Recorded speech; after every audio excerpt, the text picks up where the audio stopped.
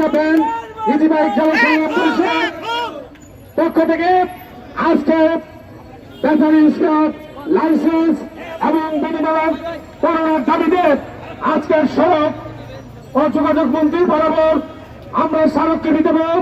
তার পূর্বের যে সমাবেশ, এই সমাবেশে সভাপতিত্ব করছেন সংগ্রাম পরিষদ কেন্দ্রীয় কমিটির আহ্বায়ক শ্রমিক নেতা খালিকুজ্জামান রিপন।